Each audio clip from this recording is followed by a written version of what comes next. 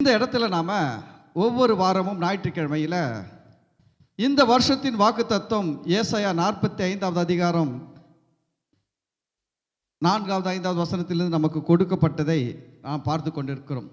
அந்த காலத்தில் இருக்கிற பொக்கிஷங்களையும் ஒளிப்பீடத்தில் இருக்கிற புதையல்களையும் நான் உனக்கு கொடுப்பேன். ஆமேன். அதிலிருந்து நம்ம பார்த்து கொண்டிருக்கிறோம். இடையில சில நாட்களாக பார்த்தீங்கன்னா இயேசு சிலுவையில் பேசிய 7 வார்த்தைகள் சொல்லி பார்த்தோம். அதுக்கு அடுத்தது பஸ்கா அப்படின்ற தலைப்பில் ஒரு 11 வாரம் பார்த்தோம். உண்மையில் இந்த பஸ்கா குறித்து பேசுனது எல்லாருக்குமே ஆசீர்வாதம், நமக்கும் ஆசீர்வாதம். யூடியூப்பில் நிறைய பேர் கேட்குறாங்க, அவங்களுக்கும் அது ரொம்ப ஆசீர்வாதமாக இருந்துச்சு. ஒரு சிலர்ஸ்லாம் கமெண்ட்ஸு பண்ணலை, ஆனால் என்கிட்ட பேசும்போது ஒரு பாஸ்டர் சொன்னார், பாஸ்டர் ரொம்ப நல்லா இருந்தது பாஸ்டர் அப்படின்ட்டு, ரொம்ப பிரயோஜனமாக இருந்தது. ஒருத்தர் எனக்கு ஐஸ் வைக்கிறதுக்கு சொன்னாரா, ஹார்ட் வைக்கிறதுக்கு சொன்னாரா தெரியாது, இது வரைக்கும் நான் இது போல் கேட்கவே இல்லைன்னாரு. ஆனால் உண்மையில் நானும் தான் கேட்கல. நானும் தான் பஸ்காவை பற்றி இவ்வளோ தூரம் 11 வாரம் பேசுனதெல்லாம் கேட்கல. ஆனால் அவ்வளோ நன்மைகள் இருக்கிறது. சரி, இந்த நாளில் கூட தொடர்ந்து நம்ம அந்த ஏசாயா 45வது அதிகாரத்திலிருந்து நம்ம தொடர்ந்து 7வது வசனத்திலிருந்து பார்த்து கொண்டு இருக்கிறோம். 7வது வசனத்தில் தேவன் சொல்லுகிறார், ஒளியை படைத்து இருளையும் உண்டாக்கினேன், சமாதானத்தை படைத்து தீங்கையும் உண்டாக்குகிறவர் நானே, கர்த்தராகி நானே இவைகள் எல்லாம் செய்கிறவர். தேவன் எல்லாவற்றையும் செய்கிறவர் என்பதில் நமக்கு ஒரு தெளிவு வேண்டும். அதை இந்த வசனத்தில் அதை பார்த்தோம். இந்த வசனத்தின் மூலமாக நாம் என்ன பார்த்தோம்? தேவன் எல்லாவற்றையும் செய்கிறார். நம்ம என்ன நினைக்கிறோம்? நல்லதை மட்டும் கடவுள் செய்கிறாரு, கெடுதலை பிசாசு செய்கிறான்னு நினைக்கிறோம். அதனால் நம்ம என்ன பண்ணிடுறோம், தப்பு பண்ணிடுறோன்னு கேட்டிங்கன்னா, கடவுளை விட பிசாசுக்கு ரொம்ப மரியாதை, ரொம்ப முக்கியத்துவம், ரொம்ப அவருக்கு இது ரொம்ப வரவேற்பெலாம் கொடுத்துட்றோம். நிறைய சபையில் போனீங்கன்னா இயேசுவை பற்றி பேசுவதை விட பிசாசை பற்றி பேசுவது தான் அதிகமாக இருக்கும். தொடங்குறதுலேருந்து முடிக்கிற வரைக்கும், நீ இதை பண்ணினா பிசாசு அப்படி பண்ணுவான், பிசாசுக்கு அவ்வளோ பவர், பிசாசுக்கு இவ்வளோ பவர், பிசாசு அதை பண்ணுவான் இதை பண்ணுவான். நான் பிசாசு எது வேணாலும் பண்ணுவான் தான். ஆனால் கவனிங்க, தேவன் அனுமதிக்காமல் அவனால் எதுவுமே பண்ண முடியாது. ஆமேன். பிசாசால எதெல்லாம் செய்ய முடியும், ஒரு லிமிட் தான் செய்ய முடியும். ஒன்று தெரியுங்களா, பிசாசால நீங்கள் உள்ள என்ன நினைக்கிறீங்கன்னு கண்டே பிடிக்க முடியாது. உலகத்தில் இருக்கிற மொத்த பிசாசை எடுத்துன்னு வந்து நிற்க வச்சு, நான் என் மனசில் என்ன நினைக்கிறேன்னு சொல்லுன்னு பார்ப்போம். சொல்ல தெரியாது, பிசாசுக்கு சொல்ல முடியாது, அவனுக்கு அவ்வளோ பவரும் கிடையாது. ஆனால் அவன் எப்படி கண்டுபிடிக்கிறான்னா, நம்ம என்ன நினைக்கிறோன்றத அது ரொம்ப சிம்பிள், மனுஷனே கண்டுபிடிப்பாங்க. இன்னும் இந்த சைக்காலஜி தெரிஞ்ச டாக்டர்லாம் ரொம்ப ஈஸியாக கண்டுபிடிச்சிருவாங்க. ஒருத்தனை பேச விட்டாலுமே அவன் என்ன நினச்சிருக்கிறான், அவன் என்ன நினச்சின்னு வாழ்ந்துருக்கிறான்னு கூட கண்டுபிடிச்சிடலாம். ஒருத்தரை பேச விட்டாலுமே கண்டுபிடிக்க முடியுமா, முடியாதுங்களா? அதனால தான் பிசாசு என்ன பண்ணுறான்னா, நம்ம இப்போலாம் பேசுகிறோமோ நம்ம வாயான்னு பார்க்குறான். என்ன பேசுகிறாங்கன்னா, ஆண்டவர் தான் சொன்னார், இருதயத்தின் நிறைவினால் வாய் பேசும். அப்போ நம்ம பேசுறதை வச்சு பிசாசு என்ன பண்ணுறான்னா, அவன் கால்குலேட் பண்ணுறான். நான் திரும்ப சொல்கிறேன் பாருங்க, மீன் பிடிக்கிறவன் தூண்டில்ல போடுவாங்க. இந்த மீன் பிடிச்சி எத்தனை பேர் மீன் பிடிக்கிறத பற்றிலாம் தெரியும்? ஒரு 2-3 பேர் தான் மீன் பிடிக்கிறத பற்றி, லேடிஸ்லேயே 2 பேருக்கு பரவாயில்ல. நாங்களாம் மீன் பிடிச்சிருக்கிறோம். மீன் பிடிக்கிறதுக்கு என்னென்னா, ஒரு பிளாஸ்டிக் கயிறு இருக்கும், நூல் மாதிரி, தங்கு சொல்லுவாங்க அது பேர்லாம், அதெல்லாம் சொன்னால் புரியாது, அதுக்கு தான் நான் தெளிவாக சொல்லியிருக்கிறேன். நூல் மாதிரி பிளாஸ்டிக்கில் இருக்கும். அந்த நூலில் தண்ணியில் எவ்வளோ தூரம் போட போகிறோன்ட்டு அளந்து, ஒரு தண்ணிக்குள்ளே எவ்வளோ தூரம் போகணுன்ட்டு அளந்து, அதுக்கு மேலே என்ன பண்ணோம்னா ஒரு தெர்மாக்கோல், அது தக்க மாதிரி மிதக்கிறத ஒன்று நடுவில் கட்டிடுவோம். ஏன்னா அதுக்கு மேலே தண்ணியில் போகக்கூடாது முள் அப்படின்ட்டு அளந்து கட்டிட்டு, அதுக்கு அடியில் முள் வைப்போம். அது முள் 3 முள் வைப்பாங்க, சில பேர் 4 முள் வைப்பாங்க, சில பேர் 2 முள் வைப்பாங்க, சேர்த்து ஒரே ஒரு முள் வைப்பாங்க. அது அவங்களுடைய திறமையை பொறுத்து. ஒரு 4 முள் வச்சு அதில் கொஞ்சம் மண்புழுவை சொருவி எல்லாம் பண்ணுவோம், படித்தா வந்திருக்கிறேன். மண்புழுவை சொருவி அப்படியே தூக்கி போட்டு, அது அந்த இன்னொரு ஒரு முனையில் தான் முள், இன்னொரு முனையெல்லாம் எங்கே இருக்குன்னா, இந்த ஒரு கொம்பு வச்சுருப்பாங்கல்ல, அந்த கொம்பில் கட்டிடுவாங்க நல்லா டைட்டாக. அப்படி தூக்கி போட்டோம்னா அந்த முள் உள்ளே போயிடும். ஆனால் இந்த மேலே ஒரு தக்க கட்டணும் பார்த்தீங்களா, கொஞ்சம் தூரம் விட்டு அந்த தக்கை உள்ளே போகாது, தண்ணி மேலே மிதக்கும். உள்ள முள் இருக்கும் பார்த்தீங்களா, அதில் மீன் மாட்டுச்சா மாட்டலன்னு எப்படி தெரியும் உங்களுக்கு அப்படின்னா, தூண்டில் போடுறவன் எப்பவுமே தக்க மேலே தான் கண்ணு வச்சுன்னு இருப்பான். என்ன தான் பேசினாலும் கொண்டாலும் எது மேலே தான் கண்ணு இருக்கும்? அந்த தக்க மேலே தான் கண்ணு இருக்கும். அந்த தக்க கொஞ்சம் ஷேக் ஆச்சுன்னு வச்சுக்கோங்களேன், அப்படின்னு தூக்கிடுவாங்க. ஏன்னா தக்க ஷேக் ஆகுதுன்னா என்னென்னா, கீழே இருக்கிற புழுவை, தூண்டில் முள்ளில் இருக்கிற புழுவை இல்லை ஏதோ ஒரு அது உணவை மீன் என்ன பண்ணுது, சாப்பிட்டுன்னு இருக்குது. அதனால் அப்படி தூக்கின உடனே வாய் மாட்டிக்கும் முள்ளில், உடனே மீன் பிடிக்கிறாங்க. அதுபோல் தான் பிசாசு உங்களுக்குள்ளே என்ன இருக்குதுன்றது எப்படி கண்டுபிடிக்கலாம் தெரியுமா? மேலே ஆடுற தக்கையை வச்சு கண்டுபிடிக்கிறான். நீங்கள் மேலே ஆடுற தக்கை எது தெரியுமா? நீங்கள் பேசுகிற வார்த்தை தான். நீங்கள் பேசுகிறத வச்சு பிசாசு கண்டுபிடிக்கிறான் இவர் என்ன நினைக்கிறாரு அப்படின்ட்டு. நீங்கள் என்ன நினைக்கிறீங்கன்னு அவன் கண்டுபிடிச்சானா அதுக்கேற்ற மாதிரி வேலை செய்வான். அதனால்தான் நம்ம வார்த்தைகள் ரொம்ப முக்கியமாக பேசணும். நம்ம வார்த்தைகள் எப்படி பேசணும்? யாரும் இல்லைன்ட்டு இஷ்டத்தோ பேசிடக்கூடாது. பிசாசு ஒருத்தர் இருக்கிறான், கர்த்தரும் ஒருத்தர் இருக்கார். கவனிக்க, நீங்கள் சொன்னதை நிறைவேற்றுவதற்கு தேவனுடைய வாக்கு தத்தங்கள் காத்து கொண்டிருக்குது. ஆனால் நீங்கள் சொன்னதை வச்சு உங்களுக்கு எதிராக செய்யறதுக்கு பிசாசும் வெயிட் பண்ணியிருக்கிறான். ஏன்னா அவனுக்கு தெரியாது உங்களுக்கு என்ன செய்யணும் ஏதை பண்ணன்ட்டு. ஆனால் கவனிங்க, தேவன் நம்ம நினைக்கிறதையும் அறிவார், பிசாசால் அறிய முடியாது. பிசாசு ஒரு பெரிய சக்தியே கிடையாது. இன்னும் ஆண்டவருக்குள்ளே வந்துட்டீங்க, இப்போ பிசாசெல்லாம் உங்கள் காலுக்கு கீழே. பிசாசை பெருசாகவே நினைக்கக்கூடாது. அமாவாசை வருது பாஸ்டர், அமாவாசைனா வருது, ஆடி வாசனா வருது, ஓரம் போட்டுட்டு போவியா? நிறைய இடத்துல என்ன நடத்துகிறாங்க, அமாவாசை ஜபம் வைக்கிறாங்க. தப்பு கிடையாது. அமாவாசை ஜபம் வச்சு ரட்சிக்கப்படாதவனுக்கு பேய் பிடிச்சின்னு ஆடிச்சுன்னா அவனுக்கு விரட்டி அவனுக்கு விடுதலை கொடுத்து அவனை நல்வழிப்படுத்தினா தப்பு கிடையாது. ஆனால் அமாவாசை ஜபம் மாதம் மாதம் வைக்கிற, மாதம் மாதம் அவனும் தான் ஆடின்னுக்கிறான். அதே பாட்டி தான் ஆடுது மாதம் மாதம். நீயும் துரத்துற, கீழே விழுறான், அடுத்த மாதம் வச்சாலும் அவனும் வரான், அவனும் ஆடுறான். நான் இதுதான் நான் தப்புன்றேன். நீ அமாவாசை ஜபம் வச்சு பேயை துரத்துறது தப்பு கிடையாது. ஆனால் நீ துரத்துனா பேய் அவனுக்குள்ளே திரும்ப வரக்கூடாது. ஆனால் அடுத்த மாதம் வந்து நின்று ஆடுறானா இல்லையா? ஆடுறான். அடுத்த மாதமும் ஆடுறான், அடுத்த மாதமும் ஆடுறான். நீயும் அப்புறம் என்ன பண்ணிடுறான், 10 மாதம் ஆனவன 11 மாதம் ஆகுன அவன் ரெகுலராக வந்து ஆடுறான். ஓரமாக வெயி, புது ஆளை அனுப்பு உள்ள. ஏன் அப்படின்னா கவனிங்க, ஏன் பிசாசை ஜெயிக்க முடியலன்னா வார்த்தை உங்களுக்குள்ளே இல்லை. ஒரு மனுஷனுக்குள்ளே ஒரு ரட்சிக்கப்படாதவன் ஒருத்தர் ரட்சிக்கப்பட்ட உடனே அவனுக்கு பேய் இருக்குதோ பிசாசு இருக்குதோ என்ன இருக்குதோ காற்று கருப்பு எது இருந்தாலும் இயேசுவின் நாமத்தில் போனால் போயிடும். அவன் ஆடிதான் விழணும்னு கிடையாதுங்க. ஜெபம் பண்ணும்போதே நான் பார்த்துருக்கிறேன், சில பேர்கிட்ட இருந்து நிழல் போல விலகி போவோம். கருப்பா நிழல் போல ஒரு மனுஷனுக்குள்ள இருந்து ஜெபம் பண்ணும்போது நிழல் எப்படி, புகை எப்படி போவோம் வெளியில், அது போல விலகி போகிறதெல்லாம் நான் பார்த்துருக்கிறேன். அது போயிடும். ஆனால் சத்தியம் உள்ள இல்லைன்னா திரும்பவும் வந்துடும். அப்போ அவனுக்கு நல்ல சத்தியம் கொடுக்கணும். என்ன சத்தியம் கொடுக்கணும்? அவனை உட்கார வச்சு, இவனை ஆடி கீழே விழ வச்சுட்டு அவனை எழுப்பி உட்கார வச்சு இன்னொருத்தனை ஆட வச்சுக்கின்னு அவன் அதுக்குள்ளே இந்த பிசாசு அது பெரிய ஆள் மாதிரி காட்டும். டேய் நான் உன்னை அப்படி பண்ணுறேன் எப்படி பண்ணுறேன், நான் உன்னை காலி பண்ணுறேன் அப்படி எப்படின்னு அது சொல்கிறத இப்போ ரிலீஸ் ஆனவன் பார்த்த உடனே என்ன அவன் மனசில் என்ன வரும்? பிசாசு பெரியவன், பிசாசு பெரிய சக்தி. வருமா வராதா? வருமா வராதுங்களா? இப்போ தான் அவனை துரத்தி விட்டுட்டு அவனை உட்கார வச்சுன்னு என்ன காட்டுற டெமான்ஸ்ட்ரேஷனு? பிசாசு பெரியவன்ற மாதிரி அவனை காட்டுக்கிறான். இப்போ அவன் போகும்போது எப்படி போயின்னு இருப்பான்? ஐயோ பிசாசு பொல்லாதவன், பிசாசு பெரியவன், என்ன ஒன்றாலும் செய்வான் போல, அவன் அப்படியே இப்படி அப்படி பேசிச்சு, அப்படி பேசிச்சு, எது பேசிச்சு, ஐயோ முடியாது போல, அப்படிலாம் போயின்னு இருப்பான். அப்படிப்பட்டவனுக்கு, பிசாசிலிருந்து விடுதலை பெற்றவனுக்கு சத்தியத்தை போதிச்சு பாருங்க. சத்தியம்னா என்னன்னா, உலகத்தில் இருப்பவனிலும் உனக்குள் இருப்பவர் பெரியவர். உலகத்தில் இருக்கிற பிசாசை விட உனக்குள்ள இருக்கின்ற இயேசு பெரியவர். உலகத்தில் இருக்கிற பிசாசை விட உனக்குள் இருக்கின்ற பரிசுத்தாவினவர் பெரியவர். நீங்கள் தேவனுடைய ஆலயமாய் இருக்கிறீர்கள் என்றும் தேவனுடைய ஆவி உங்களில் வாசமாய் இருக்கிறார் என்றும் அறியாது இருக்கிறீர்களா? அல்லேலூயா. அப்போ அவங்களுக்கு என்ன சொல்லி கொடுக்கணும்? உனக்குள்ள இருக்கிற தேவன் பெரியவர்.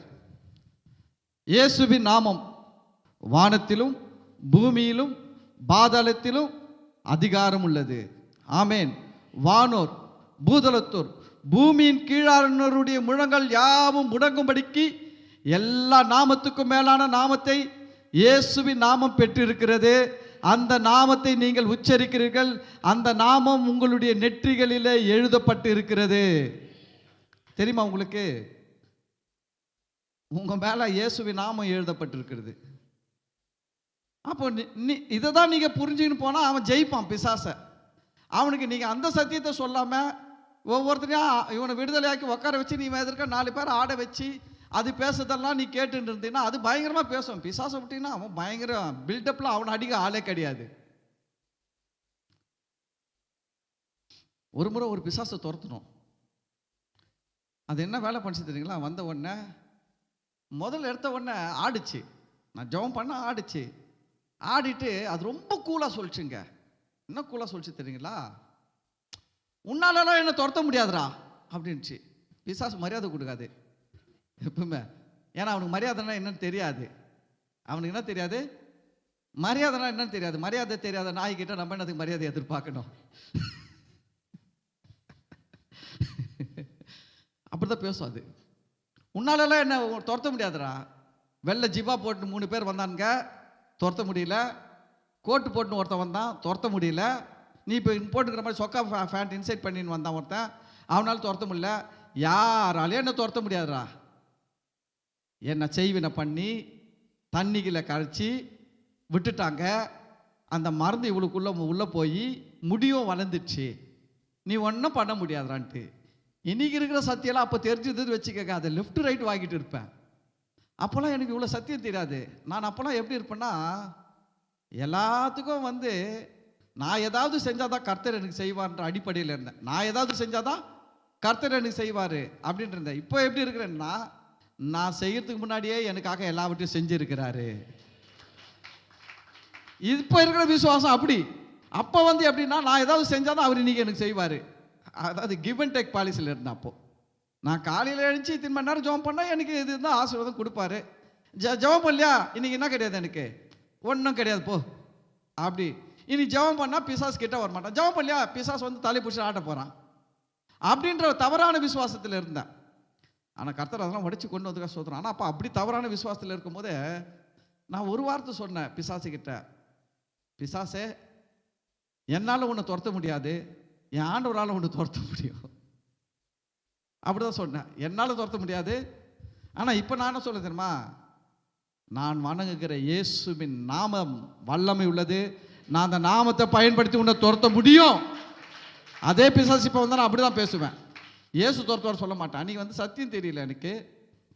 நான் என்ன வளர்த்த ஊழியர்கள் அப்படி தான் வளர்த்தாங்க. அவங்க சொன்னதெல்லாம் என்னென்னா, காலையில் அதிகாலையில் எழுந்து நீ ஜெபம் பண்ணாதான் ஆசீர்வாதம் வீட்டுக்கு வரும், 7 மணிக்கு எழுந்துச்சுன்னா சாபம் வந்துடும் அப்படின்னு சொல்லி வளர்த்ததுனால நான் நிறைய நேரத்தில் 7 மணிக்கு எழுந்துச்சுடுவேன். எழுந்திரிச்ச உடனே இன்றைக்கி என்ன தான் வந்திருக்குது என் வீட்டுக்கு? சாபம் வந்திருக்குது. இன்றைக்கெல்லாம் எப்படி போகணும்? பயந்து போகணும். வண்டி ஓட்டும் போது பயந்து ஓட்டணும். எதனா யாருன்னா விசுவாசிங்களே ஜெபம் பண்ண வந்தால் கூட சொல்லி அனுப்பிடுவேன், இன்றைக்கி நான் ஜெபம் பண்ண மாட்டேன், நீ மதியானம் 4 மணிக்கு மேலே வா, சாயங்காலம் 5 மணிக்கு வா, நான் ஜெபம் பண்ணுறேன். ஏன்னா நான் இதில் எழுந்திரிச்சது லேட்டு 7 மணிக்கு.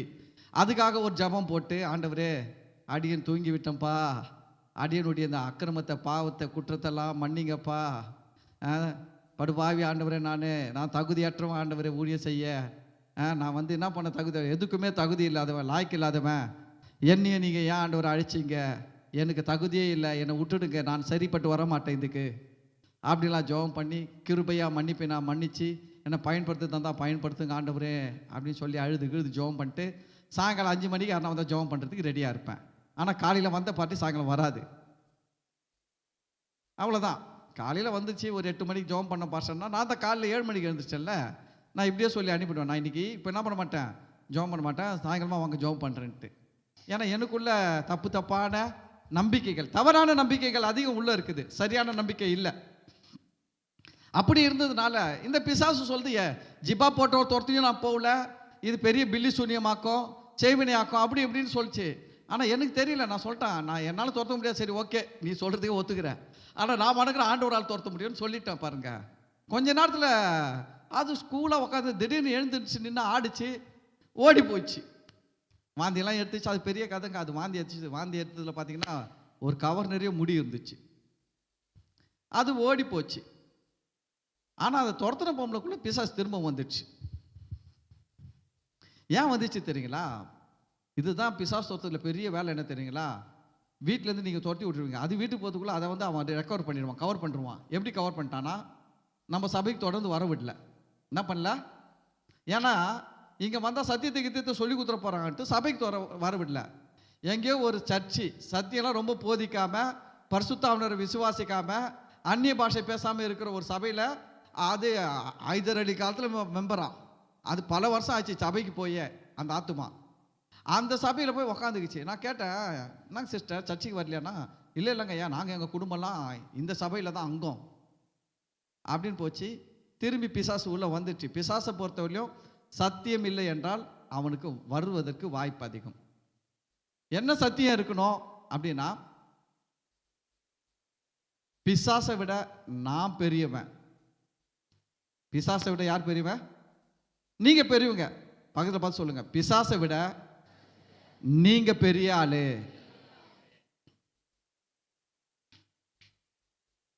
நீங்க யோசிக்கிறீங்க, பாஸ்டர் எப்படி பாஸ்டர்? அதுக்கு தான் சொல்றேன். பிசாசு கிட்ட பேனா கத்தி வச்சுருக்கிறான், உங்ககிட்ட AK-47 என்கிற இயேசுவின் நாமம் கொடுக்கப்பட்டிருக்குது. இப்ப சொல்லுங்க, பேனா கத்தி வச்சிருக்கிறோம் பெரியாளா, AK-47 வச்சிருக்கிறவங்க பெரியாளா? யார் யாருக்கு பயப்படணும்? பேனா கத்திக்கு AK-47 பயப்படணுமா? AK-47க்கு பேனா கத்தி பயப்படணுமா? சரி, ஓப்பனா பேசுங்க. பிசாசுக்கு நீங்க பயப்படணுமா, உங்களுக்கு பிசாசு பயப்படணுமா? ரொம்ப கம்மி, பவரே இல்லை. பவர் பேக்கிங்கா வரணும். சொல்லுங்க, எனக்கு சாத்தான் பயப்படுகிறான். ஏன்னா என்கிட்ட இயேசுவின் நாமம் இருக்கு. அல்லேலூயா. அதை பயன்படுத்துங்க. இயேசுவின் நாமம் உங்ககிட்ட இருக்குது. இயேசுவின் நாமத்தில் துரத்துங்க. நீங்க துரத்த ஆரம்பிச்சிருங்க. எப்பவுமே எதுக்கு பாஸ்டர்கிட்ட போயிட்டு அவர்கிட்ட ஜெபம் பண்ணின்னு அவர் கையை வச்சு காலை வச்சு ஆடிக்கின்னு கீழே விழுந்துக்கின்னு நீங்களே ஸ்ட்ரைட்டாக அடிங்க. ஆமாம், வீட்டுக்குள்ளே வர பாம்பை நீயே கட்டையில் அடிச்சு துரத்ததை விட்டுட்டு பாம்பாட்டியை கூப்பிட்டு வர கதை மாதிரி ஓடி வந்து பாம்பாட்டி வீட்டுக்குள்ளே பாம்பு வந்துச்சு. வரும்போது பார்த்தியா? பார்த்தேன். எப்படிக்கா போச்சு? தோதோ எப்படிக்கா தான் போச்சு. நீ என்ன பண்ணியிருந்த? ஓரமாக பயந்து நின்று. பாம்பு உள்ளே வரும்போதே நீங்களே அடித்து துரத்தி விட்டுருந்தா அது ஓடிட்டு இருக்கோங்க. பாம்பாட்டியை கூப்பிட்டு வந்து பாம்பாட்டி 7 வாரம் உபவாச ஜெபம் வைக்கிறாரு. எதை நீங்கள் அடித்து துரத்த வேண்டியது, அவர் துரத்துறதுக்கு 7 வாரம் உபவாச ஜெபம் வச்சு அதுக்கப்புறம் நான் பாம்பு பிடிச்சேன்னு. அப்புறம் பிடிச்சதெல்லாம் உண்மைதான், திரும்பி மறுநாள் வந்துடும். ஏன்னா உனக்கு அடிக்க தெரியாத பாம்புக்கு தெரியும் ஒரு விஷயம், இந்த பார்ட்டிக்கிட்ட போயிட்டா இந்த பார்ட்டி நம்மளை என்ன பண்ணாது, இதுக்கு அடிக்க தெரியாது. இது யாரை தான் போய் கூப்பிட்டு வரோம்? பாம்பாட்டியை தான் கூப்பிட்டு வரோம். அந்த பாம்பாட்டி எத்தனை வாரம் கொடுப்பாரு? 7 வாரம் உபவாச ஜெபம், 50 நாள் டைமு. ஆமாம், அவர் நிறைய அதில் வேற உங்களை ஒரு வழி ஆக்கிடுவார். பாம்பாட்டி வர்ற பாம்பாட்டி நல்ல பாம்பாட்டியாக இருந்தால் நீங்கள் தப்பிச்சிங்க. மோசமான பாம்பாட்டியாக இருந்ததுன்னா அவ்வளோதான், உன் சொத்தையே எழுதி வாங்கிடும். உன் வீட்டில் அது இருக்குதான், ஒரு பாம்பு தான் உள்ளே வந்தது, ஆனால் உள்ளே 100 பாம்பு இருக்குதுன்னு சொல்லி எல்லாத்துக்கும் இந்த ஜபம் அந்த ஜபம்னு வச்சு எல்லாருக்கும் பிரியாணி போடணும்னு சொல்லி எல்லாருக்கும் சாப்பாடு போடணும்னு சொல்லி ஒரு கூடத்தையும் வேனில் எடுத்துகிட்டு வந்து இறக்கி இதெல்லாம் கிறிஸ்துவத்தில் நடக்குது. சொல்லி ஆகணும். ஏன்னா என் சபை என் மக்கள் நான் காப்பாற்ற வேண்டும். அல்லேலூயா. அதனால நான் உங்களுக்கு சொல்றது, நீங்களே துரத்துங்க. ஏதாவது ஒரு பிசாசின் கிரியைன்னு தெரியுதுங்களா, நீங்க பயப்படாதீங்க. ஒரே வார்த்தை, இயேசுவின் நாமம் வல்லமை உள்ளது. இயேசுவின் நாமத்தை குறித்து பைபிள் சொல்லுகிறது, வானத்திலும் பூமியிலும் சகல அதிகாரம் உள்ள நாமம். இயேசுவின் நாமம் எப்படிப்பட்டது? வானத்திலும் பூமியிலும் சகல அதிகாரம் உள்ள நாமம். அந்த நாமத்தை நீங்களே பயன்படுத்தி துரத்தி விடுறதை விட்டுட்டு நீங்க போய் இன்னொருத்தரை கூப்பிட்டுக்கின்னு பாஸ்டரை கூப்பிட்டுன்னு இந்த அதில் ஒரு பாம்பாட்டியில் எந்த பாம்பாட்டி ஸ்பெஷலிஸ்ட்டு? இதை வேற தேடுறது நம்ம ஆளுங்க. நான் சொல்கிறேன், எந்த ஸ்பெஷலிஸ்ட்டும் தேவையில்லைங்க, நீங்கள் தாங்க ஸ்பெஷலிஸ்ட்டு. ஏன்னா பெரிய ஸ்பெஷலிஸ்ட்டுக்குள்ளே இருக்கிற தேவன் தான் உங்களுக்குள்ளேயும் இருக்கிறாரு. நீங்கள் சொன்னால் அவர் செயல்படுவார். தேவனுக்கு ஒரு விருப்பம் என்ன தெரியுங்களா? உங்கள் மூலமாக பெரிய காரியங்களை செய்ய விரும்புகிறார். ஆமென். ஆனால் நீங்கள் சொல்லுங்கள், உங்கள் வீட்டில் யாருன்னா வர மாதிரி தெரியுது, போகிற மாதிரி தெரியுது, அமக்கலை பண்ணுற மாதிரி தெரிஞ்சதுன்னா ஒன்றும் பயப்படாதீங்க. நல்லா நின்று நெஞ்சை நிமித்தி, இயேசுவின் நாமத்தில் நான் சொல்லுகிறேன், என் வீட்டுக்குள்ள உனக்கு என்ன இல்லை, பிசாசே அசுத்தாவிய, சரி பில்லி சூன்யமா மாந்திரிகமா செய்வேனா, ஓகே, நோ ப்ராப்ளம், எல்லாம் ஒரே லெவல் தான். நீங்கள் லெவல் கேட்டகரி பிரிச்சிடாதீங்க. பிசாசு சின்னது, அசுத்தாவி அதை விட பெருசு, அப்புறம் பில்லி பெருசு, சூனியம் அதை விட பெருசு, மாந்திரிகம் அதை விட பெருசு, அப்படிலாம் நீங்கள் கேட்டகரி பண்ணாதீங்க. அது எவ்வளோ பெருசாக இருந்தாலும் காலுக்கு கீழே தான். எவ்வளோ பெருசாக இருந்தால் இயேசுவின் நாமத்துக்கு கீழே தான். நீங்கள் அதை பயன்படுத்துங்க. எவ்வளோ பெருசாக இருந்தாலும் கவலை இல்லை. புரியுதுங்களா? இயேசுவின் நாமத்தில் சொல்லுகிற, என் வீட்டில் உனக்கு அதிகாரம் இல்லை, இயேசுவின் நாமத்தில் நான் உனக்கு கட்டளை கொடுக்கிறேன், போ வெளியில அப்படின்னு சொல்லி பாருங்க. 4 முறை சொல்லி பாருங்க, ஓடிடும் அது. இயேசுவின் நாமத்தில் தான் அற்புதங்கள், அடையாளங்கள், இயேசுவின் நாமத்தில் தான் அதிகாரங்கள், வல்லமைகள் இருக்குது. இந்த இயேசுவின் நாமத்தை எடுத்துட்டா நம்மகிட்ட நம்மளாம் ஜீரோ. இயேசுவின் நாமம் இருக்குதுன்னா நம்மளாம் ஹீரோ. ஆமேன். அதை புரிஞ்சுக்கங்க. அதனால் நம்ம பிசாசுக்கெல்லாம் பயப்படக்கூடாது. பிசாசெல்லாம் பெரிய சக்தியால் நினைக்காதீங்க. தேவனால் எல்லாவற்றையும் செய்ய முடியும். அதை ஒரு வாரம் பார்த்தோம். ஆமேன். சரி, போன வாரம் பார்த்தோம், வானங்களே உயர இருந்து சொரியுங்கள், ஆகாய மண்டலங்கள் நீதியை பொழிய கடவுது, பூமி திறவுண்டு ரட்சிப்பின் கனியை தந்து நீதியும் கூட விளைவதாக கர்த்தராகிய நான் இவைகளை உண்டாக்குகிறேன். அல்லேலூயா. போன வாரம் நம்ம பார்க்கும்போது கர்த்தருடைய ஆசீர்வாதம் மேலே இருந்து வருது, ஆசீர்வாதம் மேலே இருந்து வருது அப்படின்னு சொல்லி பார்த்தோம். ஆபத்து கீழே இருந்து வருது. நம்ம சுற்றி இருக்கிற இடத்துலேருந்து ஆபத்து வருது, ஆனால் பாதுகாப்பும் ஆசீர்வாதமும் மேலே இருந்து வருது. பனி போல வருது, மழை போல வருது, சூரிய வெளிச்சத்தை போல வருகிறது அப்படின்னு பார்த்தோம். சரி, இந்த வாரம் 9வது வசனத்தில் பார்த்தீங்கன்னா, மண்ணோடுகளுக்கு ஒத்த ஓடா இருந்தும் தன்னை உருவாக்கினவரோடே வழக்காடுகிறவனுக்கு ஐயோ, களிமண் தன்னை உருவாக்கினவனை நோக்கி என்ன செய்கிறாய் என்று சொல்லத்தகுமோ, உன் கிரியையானது அவருக்கு கைகள் இல்லை என்று சொல்லலாமோ. அல்லேலூயா. இது என்னன்னா, மண்ணோடுகளுக்கு ஒத்த ஓடா இருந்தும் தன்னை உருவாக்கினவரோட வழக்காடுகிறவனுக்கு ஐயோ. மனுஷனை தான் சொல்றாரு. மண்ணோடுன்னு யாரை சொல்றாரு? மனுஷனை சொல்றாரு. குயவன்ட்டு யாரை சொல்லுகிறார்னா, தன்னை உருவாக்கினவரை தன்னை பற்றி சொல்றாரு. அவர் தன்னை ஒரு குயவன் போலமோ, அவர் செய்கிற ஒரு மண் பொருள் போலவும் மனுஷனை சொல்றாரு. நான் உன்னை உண்டாக்குறேன். ஆனால் இப்போ இந்த களிமண் யார் கூட சண்டை போடுதான்? வழக்காடுதுன்னா சண்டை போடுது. கடவுள் கூட சண்டை போடுதான். உருவாக்கினவனோட வழக்காடுகிறவனுக்கு ஐயோ. யோசிச்சு பாருங்க.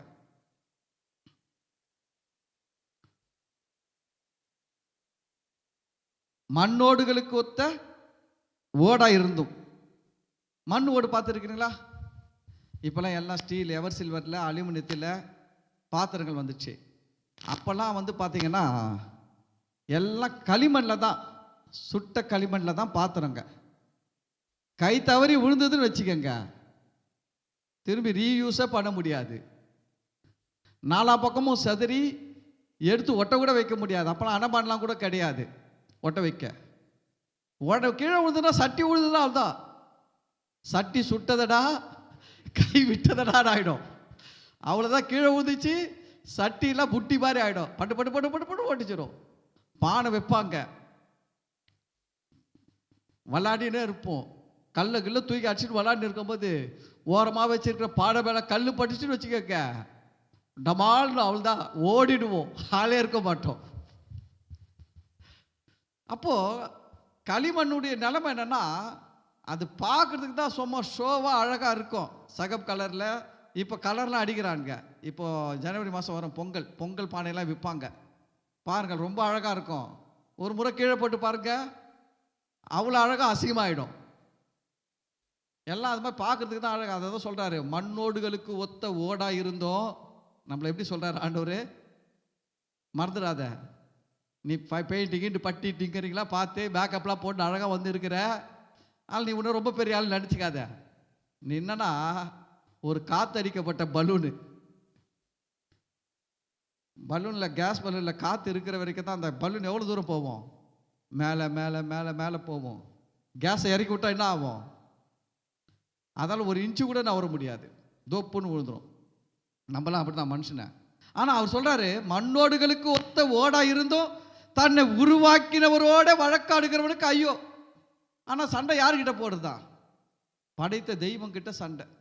இதை ஏன் இந்த இடத்துல சொல்கிறாருன்னா, இந்த இஸ்ரவேல் ஜனங்கள் வந்து எங்கே இருக்கிறாங்கன்னு கேட்டிங்கன்னா, அடிமைகளாக இருக்கிறார்கள். மேதிய பெர்சிய சாம்ராஜ்யத்தில் அடிமைகளாக இருக்கிறாங்க. அதுக்கு முன்னாடி யார்கிட்ட அடிமையாக இருந்தாங்கன்னா, பாபிலோன் ராஜா நேபுகாத்நேச்சார் கிட்ட அடிமையாக இருந்தாங்க. இப்போ மேதிய பெர்சிய சாம்ராஜ்யத்தில் அடிமையாக இருக்கிறாங்க. இவன் அடிமையாக இருக்கிறவன் என்ன சொல்கிறான்னா, என் வாழ்க்கையில் இவ்வளோ கஷ்டம், இவ்வளோ நஷ்டம், இவ்வளோ போராட்டம், இவர் மெய்யான கடவுள்ட்டு யெகோவா தேவன் மெய்யான கடவுள் சொல்கிறாங்க. அந்த யெகோவா தேவன் மெய்யான கடவுளை தான் வணங்குறோம்.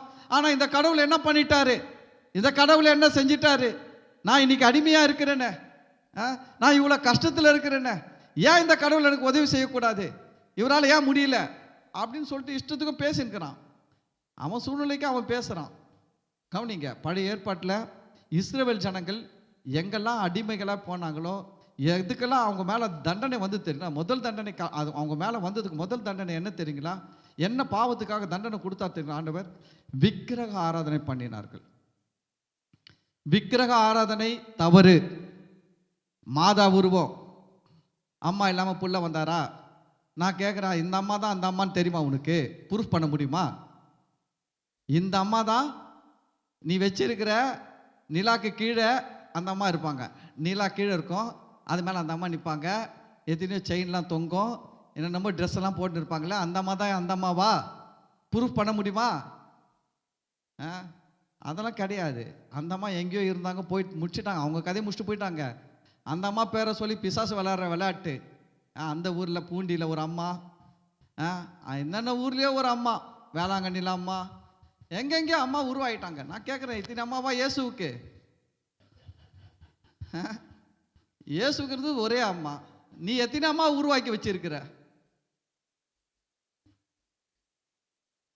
தப்பு. பைபிள் வசனத்துக்கு விரோதமான பாவம் விக்கிரக ஆராதனை, தேவன் அருவருக்கிற மிகப்பெரிய பாவம். இரண்டாவது, இந்த அம்மாவை வச்சு வணங்குறது ஒரு பக்கம் இருந்தா, அவரே வச்சுக்கிறது இன்னொன்று. இயேசுவுக்கே ஒரு உருவம், தாடிகாரு. தாடி வச்சவங்களாம் இயேசுவா சொல்லுங்க? தாடி பங்கு வச்சா இயேசுனார் ஆயிடுவாங்களா?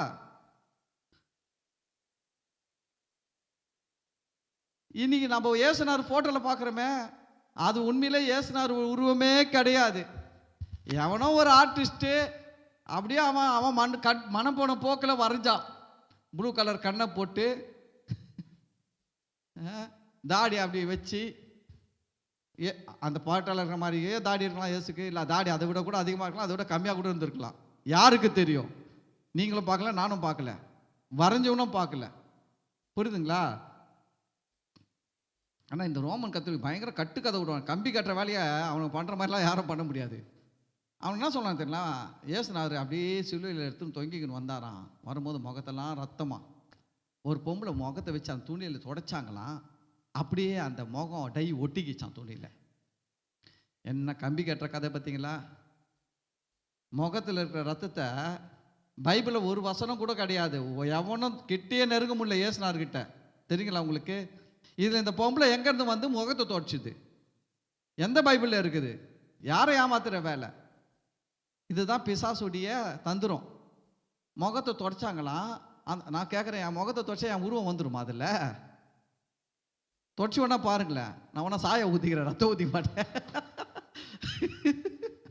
கொஞ்சம் சகம் கலர் சாயத்தெல்லாம் தலையில் ஊற்றி ஊற்ற விட்றேன். யாரோ தொடச்சி என் முகம் ஷேப் எடுத்துருக்க பார்ப்போம், ஒன்று கூட வராது.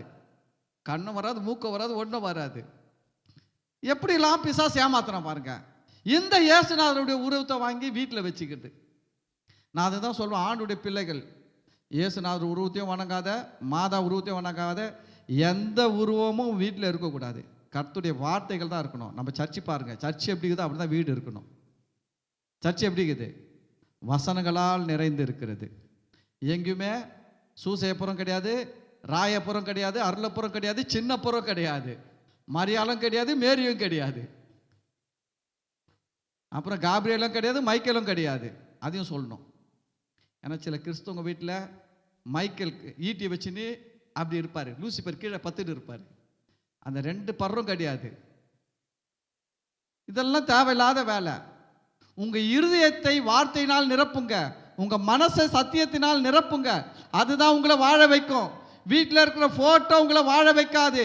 வீட்டில் இருக்கிற போட்டோ தேவனுடைய பார்வையில் உங்களுக்கு சாபத்தை கொண்டு வரும், தேவனுக்கு கோபத்தை உண்டாக்கும். உங்க வீட்டில் இருக்கிற மரியாள் போட்டோ படைத்த தெய்வத்துக்கு, உங்களை உண்டாக்கின தேவனுக்கு கோபத்தை உண்டாக்கும். உங்க வீட்டில் இருக்கிற இயேசுநாதர் போட்டோ உங்களை உண்டாக்கின தேவனுக்கு கோபத்தை உண்டாக்கும். முதல்ல நான் என்ன சொல்லணும் பாருங்க, நீ நகை போட்டுக்கோ, 2 செயின் போடுறியா போட்டுக்கோ, 3 செயின் போடுறதுக்கு வசதிக்கு தான் போட்டுக்கோ. இல்லை பாஸ்டர் 10 செயின் போட்டுக்க போகிறேன், அது யார் அரிநாடாரா, அவர் மாதிரி வரப்போனால் வந்துக்கோ, எனக்கு கூட பிரச்சனை இல்லை. வேணா ஒரு செங்கல் கூட கட்டிக்கோ, ஏன் கழுத்து வலிக்காது. அது உங்கள் கழுத்து. செங்கலை கட்டி தொங்க விட்றீங்களோ, பாறங்கல்லி கட்டி தொங்க விட்றீங்களோ, மறுவீங்க நாளைக்கு ஜெபம் பண்ணுறதுக்கு கழுத்து வலிக்குதுட்டு. அப்போ நான் கழட்டி போட்டுருவேன். அதெல்லாம் எத்தனை போட்டுக்கங்க, நான் அதில் ஓகே, ஐ எம் காம்ப்ரமைஸ், நான் அதில் காம்ப்ரமைஸ் ஆகிடுவேன். நகை போட்டுக்கிறேன், தொங்குற கம்பல் போட்டுக்கிறேன், பாஷா போட்டுக்கோ, தப்பு கிடையாது. ஜிமிக்கு கம்பல் போட்டுக்கோ, எனக்கு ஒன்றும் பிரச்சனை இல்லை. ஆமாம், காது நாளைக்கு உள்ள நீட்டு தோக்கிச்சு, எனக்கு வலிக்க போகுது, காது, நீ பதில் சொல்லிக்கோ. தொங்குற கம்பல்லாம் போட்டு, வெயிட்டான கம்பல்லாம் போட்டு, வெயிட் இல்லாத கம்பல்லாம் போட்டுக்கோ, அவ்வளோதான், எனக்கு பிரச்சனை இல்லை. என்ன பாஸ்டர் துணி போடலாம், வெள்ளை துணி போட்டு போட்டுக்கோ, வெள்ளை போட கட்டி போட்டு கட்டுக்கோ, வெள்ளை சுடிதார், எனக்கு ஒன்றும் பிரச்சனை இல்லை. இல்லை பாஸ்டர் நான் கருப்பில் வருவேன், வந்துக்கோ, எனக்கு ஒன்றும் பிரச்சனை இல்லை. நீ கருப்பில் வந்தாலும் வெள்ளையில் வந்தாலும் நீ கர்த்தருடைய பிள்ளை தான். அதனால் எனக்கு அதை பற்றி பிரச்சனை இல்லை, நான் அதில் ஓகே காம்ப்ரமைஸ். வேறு என்ன இருக்குது? முடி வெட்டுறேன், இந்த பசங்க யூத் பசங்க எப்படி நான் முடி வெட்டிவேன், எனக்கு அதை பற்றி பிரச்சனை இல்லை. ஆனால் நான் என்ன சொல்லேன்னா, நீ முடி வெட்டிக்க தப்பு கிடையாது, பார்க்குறதுக்கு கொஞ்சம் நல்லா இருப்பா. பார்க்கும்போது போலீஸ்காரன் பாருங்க, போலீஸ்காரங்க வந்து ரோட்டில் மடக்கும் போது அவன் முதல்ல எதை பார்க்குறான் தெரியுங்களா? ஒரு ஆளுடைய நீட்னஸை பார்க்குறான். என்கிட்ட லைசன்ஸே இல்லை, லைசன்ஸ் இல்லைடா, ரினியூவல் பண்ணல, 4-5 வருஷத்துக்கு மேலே போயிடுச்சு, ரினியூவல் பண்ணல. ஆனால் இது வரைக்கும் என்ன ஒரு போலீஸ்காரன் நிறுத்துனது இல்லை.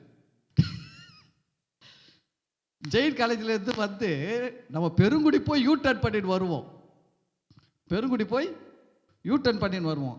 அதை நான் ரொம்ப நாள் ஆண்டுட்டு ஜோம் பண்ணேன், ஆண்டவரே இவ்வளோ தூரம் போய் யூ டர்ன் பண்ணுறோம் ஆண்டவரே, இங்கே பக்கத்தே ஒரு யூ டர்ன் வச்சா நல்லா இருக்குமேன்னு நினச்சேன்.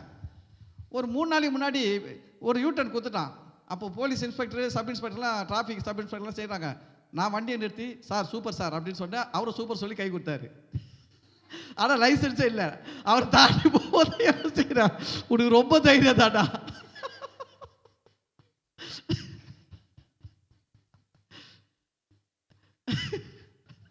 லைசன்ஸ் இருக்குதுங்க, ரினியூவல் பண்ணல. அது கொஞ்சம் போகணும் டைமு, அது கொஞ்சம் வேலை, அது வேற மறந்துடுறேன், ரினியூவல் பண்ணுறதுக்கு மறந்துடுறேன். அதனால தான் ரினியூவல் பண்ணலாம். வேணும் நம்ம இப்படி வந்து ரினியூவல் பண்ணாமல் ஓட்டலாம் அவசியம் கிடையாது. அதான் அப்போ என்னன்னா, இப்போ ஒரு நீட்டாக இருக்கிறதுனால அவன் என்ன பண்ணுறான், பிடிக்கல. இதே நான் புள்ளிங்க கட்டிக்கு வச்சுன்னு கொஞ்சம் கலர் அடிச்சுக்கிட்டு எல்லாமே வச்சுட்டு போனா கூட என்ன பண்ணுவான், முதல்ல ஓரவா வண்டி நிறுத்து, வண்டி யார் பேரில் இருக்குது, லைசன்ஸ் இருக்குதா, இன்சூரன்ஸ் இருக்குதா, ஆர்சி பேப்பர் எடு, எல்லாம் கேட்பானா கேட்க மாட்டானா. அதனால தான் நான் சொல்கிறது, நீ முடி எப்படி வேணாலும் வெட்டிக்க, முடி தலை கமெண்ட் உனக்கு தான் வரும், எனக்கு வராது. ஆனால் வந்து கொஞ்சம் நீட்டாக இருங்க, அவ்வளோதான் சொல்லுவேன். ஆனாலும் பெண்ணானாலும் நீங்கள் உடுத்துக்கிற உடை, முடி வாரது, ஹேர் ஸ்டைல் எல்லாம் கொஞ்சம் நீட்டாக இருக்கட்டும், அவ்வளோதான். மற்றபடி வேறு ஒன்றும் உங்ககிட்ட எதிர்பார்க்க மாட்டேன். இல்லை பாஸ்டர் நான் அப்படி தான் வருவேன், கோழி முடி மாதிரி வச்சுன்னு வருவேன் இப்படி அப்படின்னா எனக்கு அவ்வளோ இல்லை, நீ வச்சுக்கிட்டு வந்துக்கோ, எனக்கு ஒன்றும் பிரச்சனையே கிடையாது. நான் அதுலேயும் காம்ப்ரமைஸ் ஆகிடுவேன், எனக்கு ஒன்றும் கவலை இல்லை. அதுவும் முடி தலை, நான் ஒரு 1 மணி நேரமோ 2 மணி நேரம் தான் பார்க்க போகிறேன், அதுக்கு பிறகு ஊர் தான் பார்க்க போகுது, எனக்கு ஒன்றும் பிரச்சனை இல்லைன்னு வச்சுக்கோங்க. நான் அதுலேயே காம்ப்ரமைஸ் ஆகிடுவேன், நோ ப்ராப்ளம். நீங்கள் என்னென்ன பண்ணுறீங்க, நெயில் பாலிஷ் வச்சுன்னு வந்துக்கிறேன் பாஸ்டர், அது ஊனாக்கம், சாப்பிடும் போது அந்த நெயில் பாலிஷ் உள்ளே போய் வயிற்று வலி உனக்கு தான் வரப்போகுது, எனக்கா வரப்போகுது. அதனால் எனக்கு ஒன்றும் கஷ்டம் இல்லை, நீ வச்சுக்காம போ, நோ ப்ராப்ளம். லிப்ஸ்டிக் போட்டுக்கிறேன், போட்டுக்கோ. சாப்பிடும் போது கொஞ்சம் தொடச்சிட்டு சாப்பிட்டா நல்லது. அதே லிப்ஸ்டிக்கோடு போட்டிங்கன்னா லிப்ஸ்டிக்கும் உள்ளே போவோம், அப்புறம் குடலும் கலர் ஆகிடும். குடலும் எப்படி ஆகிடும்?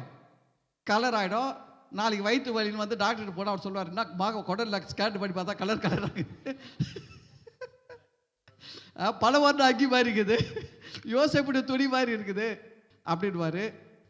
அப்போது அவர்கிட்ட நீ ஃபீஸை கட்டிக்க, பதில் சொல்லிக்கோ, எனக்கு பிரச்சனை இல்லை, ஐ எம் ஓகே, நான் சுக்கா இப்போ சொல்ல வேண்டியது சொல்லிருக்கிறேன். லிப்ஸ்டிக் போடலாம், தப்பு கிடையாது. ஆனால் வீட்டுக்கு போய் வீட்டில் போட உடனே தொடச்சிடணும் ஒழுங்கா. அவன் ஃபாரினில் இருக்கிறவன் எதுக்கு லிப்ஸ்டிக் போடுறான்னா, அவன் நாடு பனி நாடு, பனிக்க அங்கெல்லாம் பனி, தோல் உதரெல்லாம் வெடிப்பு விட்டு ரத்தம் வந்துடும். அதனால அந்த பனி தாக்காமல் இருக்கிறதுக்காக அவன் லிப்ஸ்டிக் போடுறான்.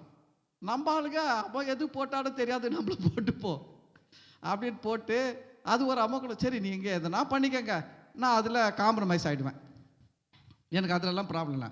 ஆனால் ஒன்றில் மட்டும் நான் காம்ப்ரமைஸ் ஆக மாட்டேன். என்ன தெரியுங்களா? ஏசுநாதர் ஃபோட்டோ வச்சுக்கிறேன் வீட்டில், பாஸ்டர், நான் ஒத்துக்கவே மாட்டேன், தப்பு.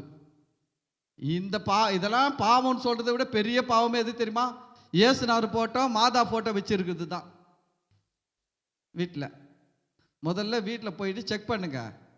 பீரோவில் மறைச்சி வச்சுருந்தீங்கன்னா, பைபிளில் மறைச்சி வச்சுருந்தீங்கன்னா, சில பேர் பாஸ்ட் வந்தால் பார்த்துருவார் சொல்லிட்டு அவருக்கு தெரியாமல் எங்கன்னா வச்சுருக்குது ஏசுநாதர் ஃபோட்டோ, பர்ஸில், பீரோவில், வேறு எங்கன்னா வச்சிங்கன்னா அப்பப்போ அதை பார்த்து ஒரு முத்தம் குத்துக்குது.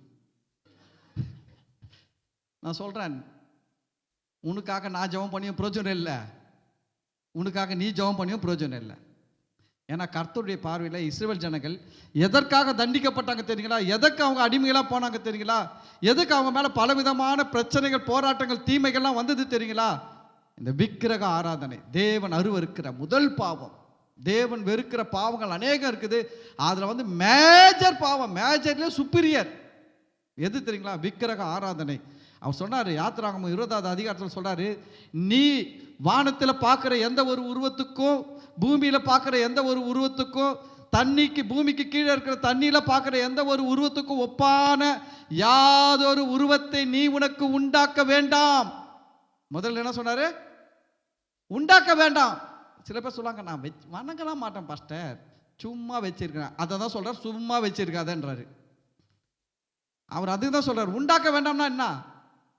சும்மா வச்சுக்காத. சில பேர் சொல்லுவாங்க, பாஸ்டர் நான் சும்மா ஒரு இதுக்காக வச்சிருக்கேன், ஆனால் நான் கும்பிட மாட்டேன் பாஸ்டர். அவர் சொல்கிறாரு, அதை கூட வேணான்றாரு.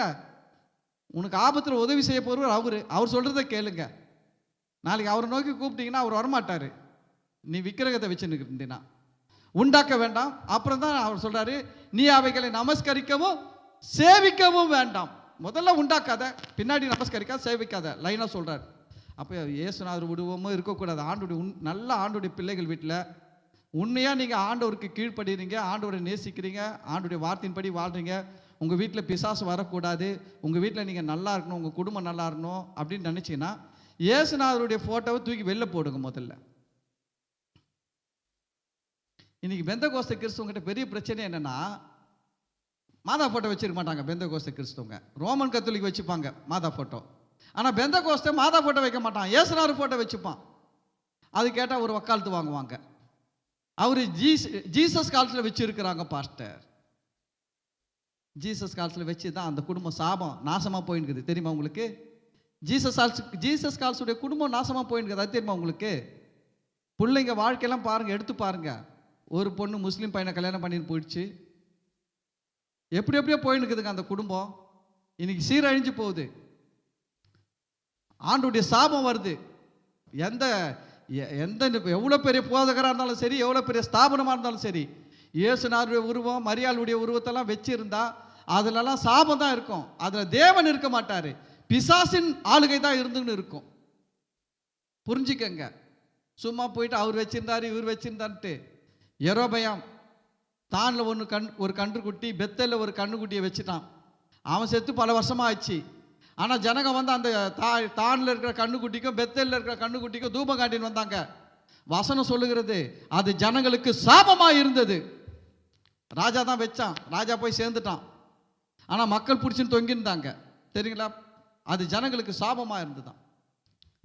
நான் என்ன சொல்கிறேன்னா, தேவன் உங்கள் வீட்டில் வரணும், உங்கள் வீட்டில் அசைவாடணும், நீங்கள் நல்லா இருக்கணும்னா முதல்ல இதெல்லாம் தூக்கி வெளில போடுங்க. இந்த இஸ்ரவேல் ஜனங்கள் செஞ்ச தப்பு என்னன்னா, இவன் விக்கிரகத்தை வச்சு விக்கிரக ஆராதனை பண்ணிட்டான், இவன் அடிமையாக போயிட்டான். இன்னைக்கு கேள்வி யாரை கேட்டுக்கிறான்? ஆண்டவரை பார்த்து கேட்குறான். இந்த ஆண்டவர் என்ன பண்ணார் எங்களுக்கு, இந்த ஆண்டவர் என்ன செஞ்சார் எங்களுக்கு, நாங்கள் இங்கே தேசத்தில் அடிமையாக இருக்கிறோமே, இவர் தான் மெய்யான கடவுளாச்சே, ஏன் எங்களுக்கு உதவி செய்யவில்லை, ஏன் எங்களுக்கு அதை செய்யவில்லை, ஏன் எங்களுக்கு அதை செய்யவில்லை, இதை செய்யவில்லை. நீங்கள் பைபிள் ஃபுல்லாக பழைய ஏற்பாடு ஃபுல்லாக படித்து பாருங்க.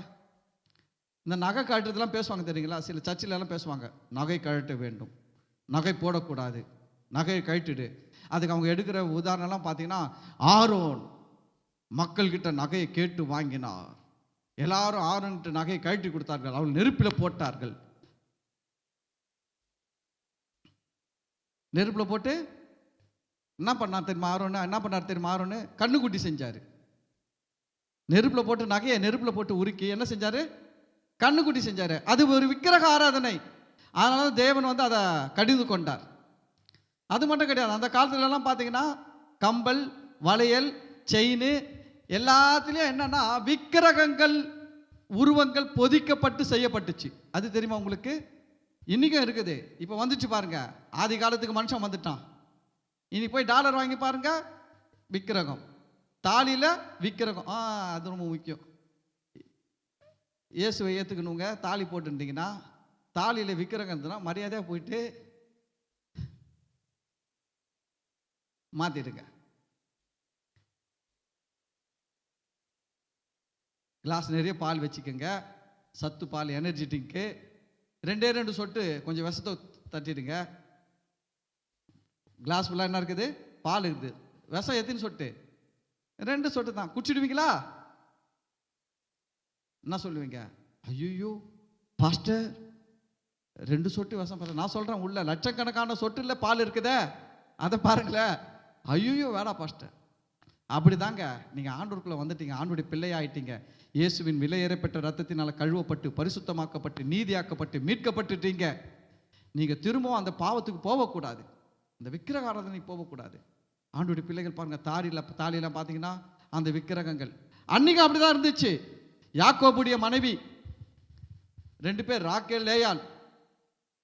இந்த ராக்கேல், லேயாள் இவங்களாம் என்ன பண்ணியிருந்தாங்க தெரியுங்களா? அவங்க போட்டிருந்த நகைகள் எல்லாம் என்ன பண்ணியிருந்தாங்க தெரியுங்களா? விக்கிரகங்களை பதித்து வச்சிருந்தாங்க.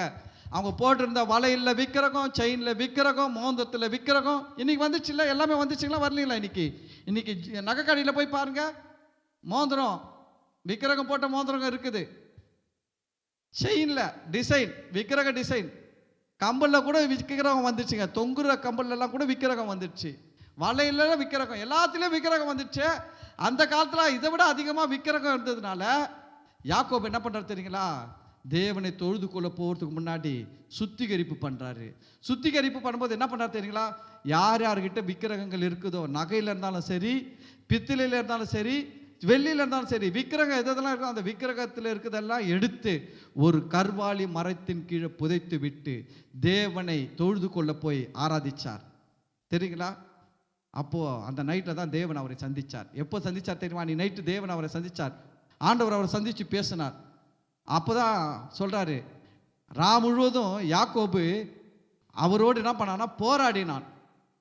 அவர் சொல்கிறார், பொழுது போகுது, என்னை விட்டுட்டு நான் போனோன்றாரு. ஆனால் இவர் சொல்கிறாரு, நீர் என்னை ஆசீர்வதித்தாலோடைய நான் உண்மை விட மாட்டேன்.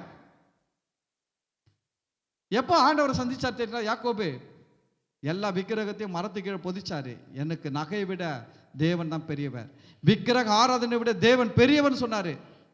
ஆனால் இன்னைக்கு என்ன சொன்ன தெரியுமா? பார், யாக்கோபு கர்வாலி மரத்து கீழே நகையெல்லாம் புதைத்தார், நீ எல்லாம் நகையெல்லாம் பெட்டியில் போட்டுரு. ஏன் நகையை புதைச்சாரு? அந்த நகையில விக்கிரகம் இருக்குது, அதை பேச மாட்டாங்க.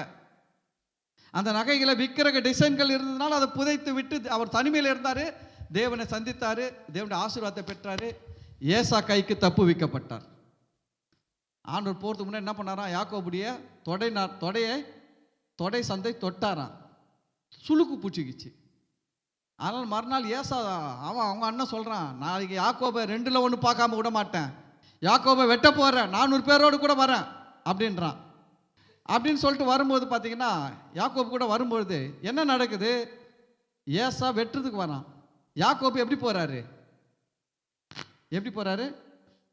நொண்டி நொண்டி நடந்து போறாரு. எப்படி போறாரு? ஏன் நொண்டி நடந்தாரு? நைட்டு கர்த்தர் வந்து தொட்டாரு. நைட்டு வந்து கர்த்தர் வந்து தொட்டு சுளுக்கு பூச்சிச்சு இவருக்கு. ஆண்டவர் சொல்றாரு, நான் போறேன்னா இவர் சொல்ற, நான் ஆசீர்வதிக்கணும், நாளைக்கு என் உயிர் போக போகுது, நீங்க ஆசீர்வதிச்சாதான் நான் காப்பாற்றப்படுவேன், நாளைக்கு இருப்பேன்னு இருக்க மாட்டேன்னு தெரியாது, காப்பாத்துங்க ஆண்டவரே, நான் உங்க விட மாட்டேன் ஆண்டவரே. அவர் சொல்றாரு, பொழுது வெடிதுப்பா, நான் பொழுது வெடிட்டு பேர்லாம் நான் இருக்கணும், இருக்கக்கூடாது, வேலை இருக்குது, நிறைய வேலை, நான் போகணும்ப்பா, விடுப்பா. யாக்கோ சொல்ல, இல்லை இல்லை முடியாது முடியாது, நீர் என்னை ஆசீர்வதிக்கணும், ஏசா நாளைக்கு என்னை சாவடிக்க கூடாது, காப்பாற்றணும். சரி, இவன் விடவே மாட்டேன்டான்னு சொல்லிட்டு தொட சந்தை தொட்டார் பாருங்க, சுளுக்கு பூச்சிக்கிச்சு. இப்போ சுளுக்கு பூச்சிடுவோம்னா அவரால் நிமிரவும் முடியல, திரும்பவும் முடியல, இவர் போயிட்டாரு. மறுநாள் இவர் எழுந்தார், யாக்கோபு எழுச்சி நடந்தால் முதல் மாதிரி நடக்க முடியல, நொண்டி நொண்டி நடக்கிறாரு. அவன் அங்கேருந்து வரான், அவங்க அண்ணன் என்னை ஏமாத்தி சேஷ்ட புத்திர பாகத்தை வாங்கின்னு போனவன், என்னை ஏமாத்தி எல்லா ஆசீர்வாதம் எங்கள் அப்பா கிட்ட இருந்து எனக்கு வர வேண்டிய ஆசீர்வாதத்தை எல்லாம் வாங்கின்னு போனவன். இன்னைக்கு அவனை பார்த்துறேன், ரொம்ப நாள் வெயிட்டிங்கில் இருக்கிறேன், வெட்டாமல் விட மாட்டேன். அவனுக்கு ஏசா கணக்கு போட்டிருப்பான், யாக்கோபு என்ன கத்தி வச்சிருப்பான் பாரு, இருக்குதுலையே என்கிட்ட பெரிய சூப்பர் கத்தி, பட்டா கத்தி எடுத்து கொடுறா, அவன் கத்தியே உடையணும்டா நான் வெட்டினா அப்படின்லாம் பார்த்துட்டு வந்தா, அங்கேருந்து வந்து பார்க்குறான் சண்டை போடுறதுக்காக 400 பேர் டக்க டக்க டக்க டக்க டக்குன்னு வந்து பார்த்தா, யாக்கோபை பார்த்தா யாக்கோபு கையில் கத்தி இல்லை, அவரே நடக்கிறதுக்கு கோலை பிடிச்சி நொண்டி நொண்டி நடக்கிறாரு. பார்த்த உடனே சண்டை போடுறன்ற எண்ணமே போயிடுச்சு. பார்த்த உடனே என்ன ஆயிடுச்சு, சண்டை போடணுன்ற எண்ணமே போயிடுச்சுங்க. இறங்கி ஓடி வந்து, என்னடா ஆச்சு நொண்டி நடக்கிற அண்ணா, உடனே தம்பி, அவள்தான் கண்டுபிடிச்சுக்கிறாங்க. இப்போ கர்த்தர் சந்தை தொடலன்னு வச்சுக்கங்க, யாக்கோபு எப்படி நடந்திருப்பாரு? கம்பீரமாக நடந்திருப்பாரு. அவனுக்கு என்ன வந்திருக்காது, ஒரு மனமிறங்கி இருக்காது. என்ன நினச்சிருப்பான் தெரியுமா, ஏமாத்திட்டு போயிட்டு என் முன்னாடி ராஜ நட போட்டு வரியா, அதோ காலை உடைக்கிறாரு அப்படின்னு நினச்சிருப்பார் ஏசா. ஆனால் கர்த்தர் பாருங்க எப்படி நேக்கா ஒர்க் பண்ணுறாரு. அவரை மாதிரி யாராலையும் ஒர்க் பண்ணவே முடியாது.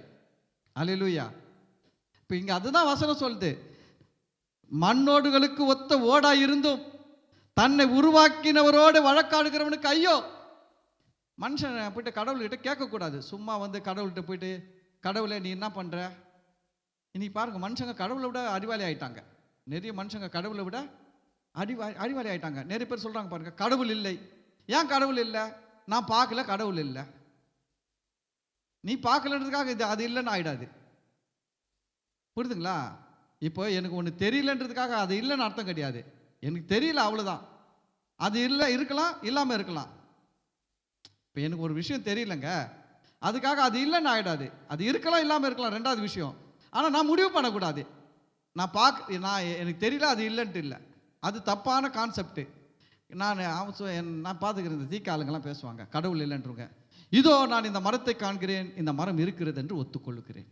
அதோ நான் அந்த லைட் போஸ்டை காண்கிறேன், அது இருக்கிறது என்று ஒத்துக்கொள்ளுகிறேன். அதோ அந்த வீட்டை பில்டிங்கை காண்கிறேன், அது இருக்கிறது என்று ஒத்துக்கொள்கிறேன். கடவுள் இருந்தால் எங்கே, நான் காண முடியவில்லை, அதனால் நான் ஒத்துக்கொள்வதில்லை, கடவுள் இல்லை. நான் கேட்பேன், காற்றை பார்த்தியா? காற்று எந்த உருவத்தில் இருக்குன்னு தெரியுமா? காற்றை யாருன்னா பார்த்துருக்கிறீங்களா? காற்றை உணரலாம், பார்க்க முடியாது. அதுபோல் தான் கடவுள்.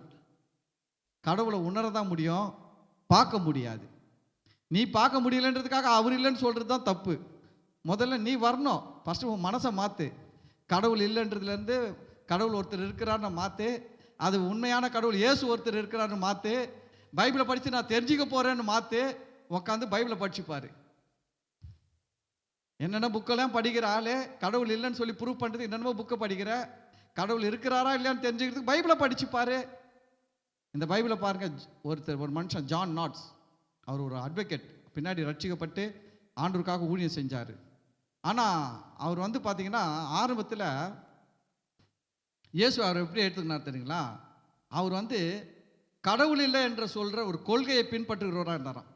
கடவுள் இல்லை என்ற ஒரு கொள்கையை பின்பற்றுகிறவராக இருந்தாராம். அதனால் வந்து அவங்க வந்து இங்கிலாந்து தேசம், அதில் வந்து நிறைய கிறிஸ்டியன்ஸ் தான் அதிகம்.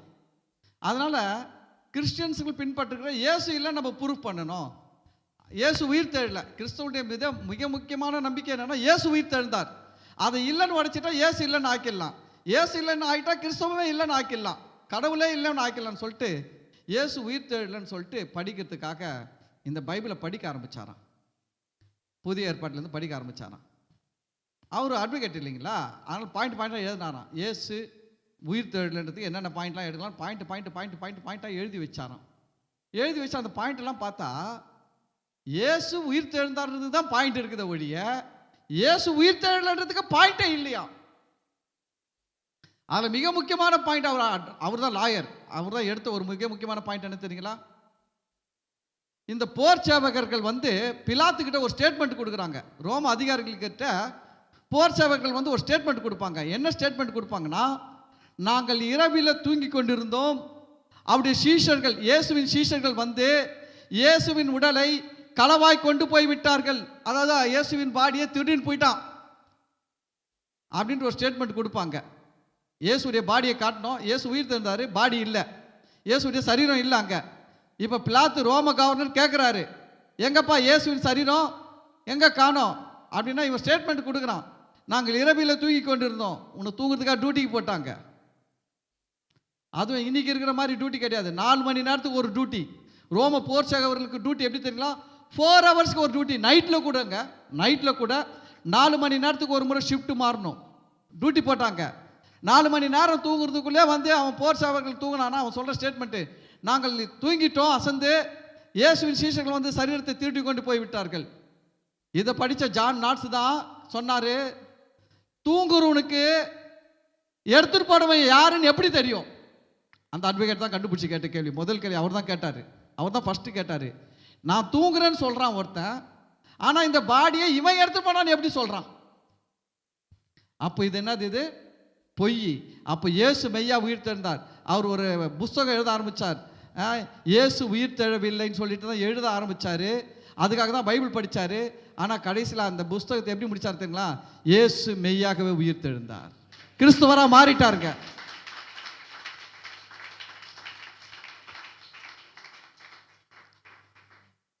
அப்போ நம்ம வாழ்க்கையில் இருக்கிற பிரச்சனைகளுக்கு தேவன் காரணம் கிடையாது. நல்லா கவனிங்க, நம்ம வாழ்க்கையில் இருக்கிற பிரச்சனைகள் போராட்டங்களுக்கு, இஸ்ரவேல் ஜனங்களுக்கு இருந்த பிரச்சனைக்கு போராட்டத்துக்கு தேவன் காரணம் கிடையாது. அவங்க செஞ்ச விக்கிரக ஆராதனை அவங்கள பாபிலோன் அரசுக்கு கீழே அடிமையாக கொண்டு போச்சு, மேதிய பெர்சிய சாம்ராஜ்யத்துக்கு கீழே அடிமையாக கொண்டு போச்சு, பெலிஸ்தர்கள் கிட்ட அடிமைகளாக இருந்தார்கள். ஏன் இவங்க இவ்வளோ நாட்கள் அடிமையாக இருந்தாங்கன்னா, இந்த இஸ்ரவேல் ஜனங்கள் செய்த மிகப்பெரிய பாவம் என்னன்னா விக்கிரக ஆராதனை. அல்லேலூயா. அதுதான் நான் சொல்கிறது, விக்கிரகங்களை குறித்த விஷயத்தில் எச்சரிக்கையா இருங்க. பிசாசு கிறிஸ்தவங்க கிட்ட வேற மற்ற மதத்து சாமி எடுத்துன்னு வச்சு வணங்க வைக்க விட மாட்டான். அவனுக்கு தெரியும், நீ கிட்டியை சேர்க்க மாட்டேன், வச்சுக்க மாட்டேன், தூக்கி போட்டுருவேன்ட்டு. ஆனால் நம்ம சாமியை வச்சே நம்ம கண்ணை குத்த வைப்பான். யார் நம்ம சாமி? மரியாள். நம்ம சாமி யார்? இயேசுநாதர். மரியாள் உருவம், இயேசுநாதருடைய உருவம், இந்த உருவத்தெல்லாம் எடுத்துன்னு வச்சு நமக்கு என்ன பண்ண வைப்பான்? வணங்க வைப்பான். அதனால் நம்ம அதில் கொஞ்சம் கவனமாக இருக்கணும். அந்த வசனத்தை நான் கடைசியாக படித்து முடிச்சிடறேன். மண்ணோடுகளுக்கு ஒத்த ஓடாயிருந்தும் தன்னை உருவாக்கினவரோட வழக்காடுகிறவனுக்கு ஐயோ, களிமண் தன்னை உருவாக்கினவரை நோக்கி என்ன செய்கிறாய் என்று சொல்லத்தகுமோ? உன் கிரியையானது அவருக்கு கைகள் இல்லை என்று சொல்லலாமோ? நான் ஒரு ஸ்க்ரூ டிரைவரை வச்சு ஒரு ஸ்க்ரூவை டைட் பண்ணுறேன். திடீர்னு அந்த ஸ்க்ரூ டிரைவர் பேசுதுன்னு வச்சுக்கோங்க, என்னால் தான் இதெல்லாம் நடந்தது, நான் தான் செஞ்சேன், நான் இல்லைனா எப்படி செஞ்சுருக்க முடியும் அப்படின்னா நான் என்ன பண்ணுவேன் தெரியுமா? அந்த ஸ்க்ரூ டிரைவரை வச்சுட்டு ஓரமாக இனி தொடவே மாட்டேன். எது பேசாத இருந்தோ அதை வச்சு யூஸ் பண்ணுவேன். ஏன்னா இது ரொம்ப பெருமை அடிக்குது. இதெல்லாம் நான் கை வச்சு தூக்கலைன்னா இதெல்லாம் என்ன பண்ண முடியாது, ஒரு இன்ச்சு கூட நகர முடியாது. நான் தூக்கி நான் செய்கிறதுனால தான் இது நவர்ந்து கொள்வது எல்லாமே செஞ்சுது, இதன் மூலமா நடந்தது. இப்போ அது என்ன மகிமைப்படுத்தாமல் அதையே மகிமைப்படுத்திச்சின்னா நான் ஓரம் கட்டிடுவேன். அப்படிதான் தேவன் கூட அப்படிதான். நம்ம வாழ்க்கையில் நம்மை கொண்டு தான் தேவன் செய்வார். கவனிங்க, கடவுளால் எல்லாமே செய்ய முடியும், தேவனால் எல்லாமே செய்ய முடியும். ஆனால் அவர் மனிதன் இல்லாமல் எதையும் செய்வதில்லை. தெரியுமா உங்களுக்கு? அவர் தேவனால் எல்லாத்தையும் செய்ய முடியுங்க, ஆனால் அவர் மனிதனை கொண்டு தான் செய்கிறார். மனிதன் இல்லாமல் அவரால் செய்ய முடியும், ஆனால் அவர் செய்ய மாட்டார். செய்ய முடியாது இல்லை, செய்ய மாட்டார். மனிதனை வச்சு தான் செய்கிறாரு. கொர்நேலியு வீட்டில் கொர்நேலியு ஜெபம் பண்ணுறாரு. கர்த்தர் தேவதூதன் அனுப்புகிறாரு. தேவதூதன் வந்தார். வந்து பேதுருடைய விலாசத்தை கொடுத்தாரு. ஆமாம், சீமோன் என்று தோல் பதனிகளுடைய வீட்டில் இருக்கிறார். அந்த வீடு எங்கே இருக்குது? கடலோரத்தில் இருக்குது. அங்கே இருக்குது. எல்லா அட்ரஸும் கொடுத்தாரு. இவ்வளோ அட்ரஸ் சொல்லி கொடுத்த தேவதூதன் ரட்சிப்பை என்ன பண்ணல தெரியுங்களா? பேசலை. இயேசுதான் வழி, இயேசுதான் சத்தியம், இயேசுதான் ஜீவன் சொல்கிற ரட்சிப்பை என்ன பண்ணல? பேசலை. ஆனால் தேவதூதனால பேச முடியுமா? இவ்வளோ அட்ரஸ் கொடுத்த தூதனால பேச முடியுமா?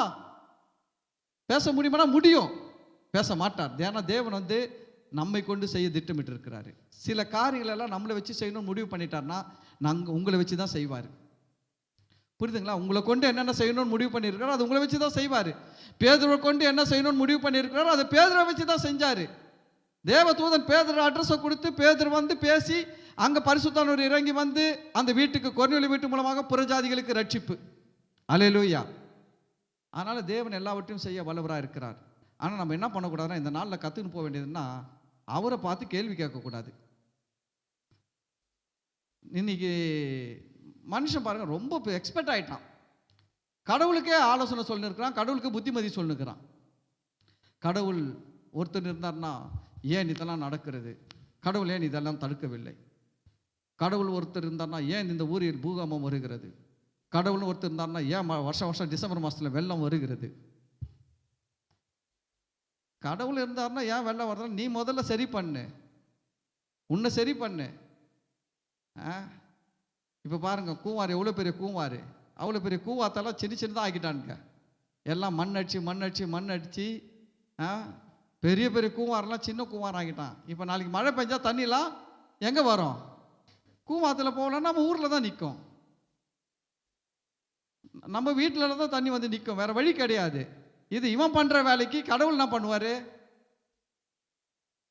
உனக்கு நிலம் கொடுத்து வீடை கட்டுறதுக்கு ஒரு இடத்துல கட்டிக்கின்னு ஒழுங்காக இருக்கட்டானா, நீ போய் மலை மேலேயே வீட்டை கட்டி மலைக்கல்லெல்லாம் எடுத்துன்னு வந்து வீட்டை கட்டி எல்லாத்தையும் நாசம் பண்ணி தார்மாராக்கி விட்டு அப்புறம் பூகம்பம் வந்துச்சு, நிலச்சரிவு வந்தோன்னா ஏன் வராது? ஒன்று தெரியுங்களா? ஆண்டு ரொம்ப சர்வ ஞானிங்க. இந்த உலகம் உருண்டை சுற்றுது பார்த்தீங்களா? இந்த உருண்டை சுற்றுறதுக்கு தேவன் வந்து பேலன்ஸாக அங்கங்கே மலைகள் எல்லாம் வச்சிருக்கிறாரு. இந்த பூமி உருண்டை சுற்றுறதுக்கு என்ன வச்சிருக்கிறாரு? பேலன்ஸாக அங்கங்கே வெயிட் வச்சிருக்கிறாருங்க. தெரியுங்களா உங்களுக்கு? அந்த அந்த என்ன சொல்லுவாங்க, அந்த சிஸ்டம் தெரிஞ்சால் நான் பார்த்துருக்கேன் பாருங்க. முன்னாடி ஒரு இவ்வளோ பெரிய உருண்டை, ஒரே ஒரு சின்ன டால்ஃபின் இருக்கும். அது வாயில் வச்சா அந்த உருண்டை என்ன பண்ணும்? நிற்கும். பார்த்துருக்குறீங்களா? என்னன்னா அதுதான் ரைட் பேலன்ஸ். அந்த டால்ஃபின் அது மாதிரி அந்த பொம்மையை செட் பண்ணி அந்த உருண்டை அந்த டால்ஃபின் வாயில் வச்சா நிற்கும். ஆனால் அந்த பேலன்ஸில் கரெக்டாக வச்சுருப்பாங்க. அது போல தாங்க மனுஷன் பாருங்கள், கடவுள்கிட்ட இருந்து கற்றுக்கிறது தான். அவர் மனுஷனுக்கு உலகத்தை படித்து அந்த அளவுக்கு அழகாக சிஸ்டமாக பூமியை வச்சிருக்காரு. இங்கே மலை வைக்கணும், இங்கே ஆறு வைக்கணும், இது பூமி சுற்றும் போது இந்த அளவில் கரெக்டாக சுத்தம்ன்ட்டு வச்சா இவன் மலை கலெல்லாம் உடச்சி எடுத்துகிட்டு வந்து மார்பிளாக வீட்டில் போட்டுக்கிறது, கிரானைட்டாக வீட்டில் போட்டுக்கிறது. இப்போ மலையெல்லாம் நீ உடச்சி என்ன பண்ணுற? பேலன்ஸை அன்பேலன்ஸாக மாற்றி விடுற. இப்போ பூமி எதிர்ச்சி வருமா? வரும். நிலநடுக்கம் வருமா? நிலச்சரிவு வருமா? வரும். சுனாமி வருமா? வரும். யார் காரணம் இதுக்கெல்லாம்? கடவுளா காரணம்? உன்னை வச்ச இடத்துல நீ ஒழுங்காக இருந்தால் பரவாயில்ல. நீ மலையெல்லாம் உடைச்சி கல்லாக்கி துட்டா சம்பாரிச்சு நீ பாக்கெட்டில் போட்டுக்கின்னு எல்லாம் சாப்பிட்றான். அப்புறம் கேட்குறது யார் கேள்வி? கடவுள் ஏன் செஞ்சார்? கடவுளாக செஞ்சார். நீ செஞ்சுட்டு கடவுள் மேலே பழி போடாத. அதுதான் சொல்கிறார், மண்ணோடுகளுக்கு ஒத்த ஓடுகளாக இருந்தும் தன்னை உருவாக்கினவரோடு வழக்காடுகிறவனுக்கு ஐயோ, அவரை பார்த்து நீர் இதை ஏன் செய்தன் என்று சொல்ல தகுமோ? அவரை பார்த்து நீர் இதை செய்கிறது சரியில்லைன்னு சொல்லலாமா? சொல்லவே கூடாது. நான் உங்களுக்கு கடைசியாக சொல்லி முடிக்கிறேன். உங்கள் வாழ்க்கையில் கடவுள் மேலே நம்பிக்கையாக இருங்க. நிச்சயம் கடவுள் நல்லா வைப்பார். ஒரே ஒரு விஷயத்தில் மட்டும் எச்சரிக்கையாக இருங்க. உங்கள் வீட்டில் விக்கிரகம் இல்லாமல் மட்டும் கொஞ்சம் பார்த்துக்கங்க. நான் சொல்கிறேன், நீங்கள் இப்பொழுது இருக்கிறத விட 1000 மடங்கு அதிகமாகும்படி கர்த்தர் உங்களை ஆஸ்வதிப்பார். ஆமென், அல்லேலூயா. கர்த்தர் உங்களை ஆஸ்வதிப்பார். நாம் எல்லாரும் எழுந்து நிற்போம்.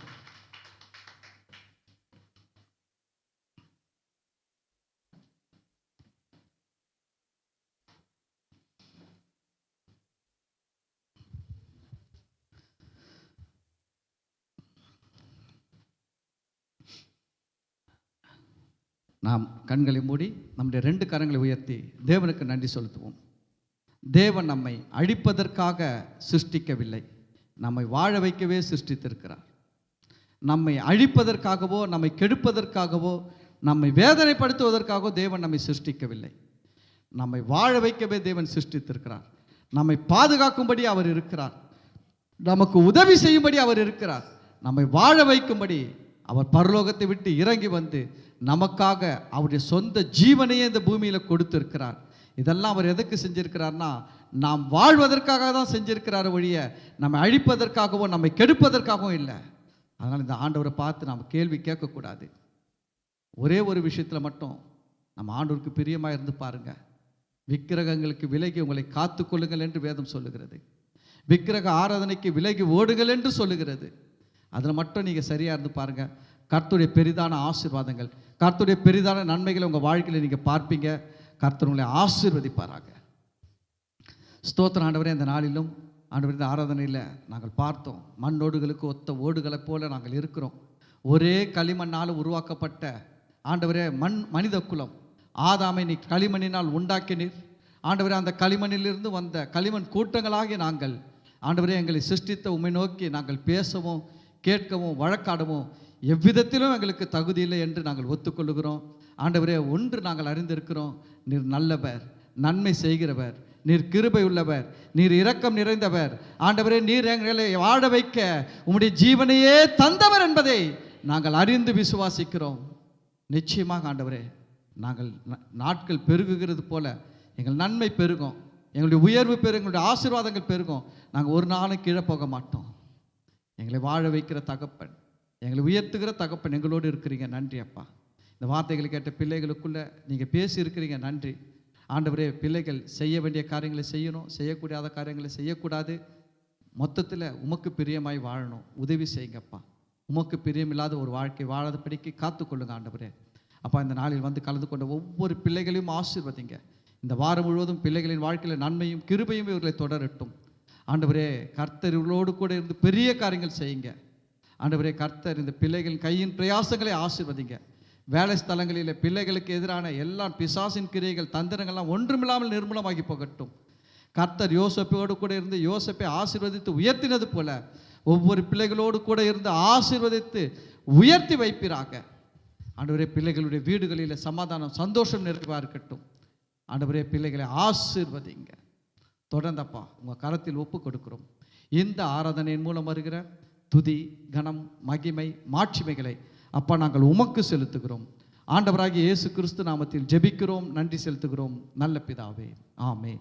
என் ஆத்துமாவே கர்த்தரை ஸ்தோத்தரி, என் முழுவலுமே அவர் பரிசுத்த நாமத்தை ஸ்தோத்தரி. என் ஆத்துமாவே கர்த்தரை ஸ்தோத்தரி, கர்த்தர் செய்த சகல உபகாரங்களை மறவாதே, ஆமென். பிதாவாகிய தேவனுடைய அன்பும் கர்த்தராகிய இயேசு கிறிஸ்துவின் கிருபையும் பரிசுத்த ஆவியானுடைய அந்யோன்யமும் ஐக்கியமும் ஆசீர்வாதமும் வழி நடத்துதலும் இப்பொழுதும் ஆண்டவராகிய இயேசு கிறிஸ்துவின் வருகை வரையிலும் நாம் அனைவரோடும் கூட இருப்பதாக, ஆமென். ஹல்லேலூயா, ஹல்லேலூயா, ஹல்லேலூயா. கர்த்தர் உங்களை எல்லாரையும் ஆசீர்வதிப்பார். God bless you.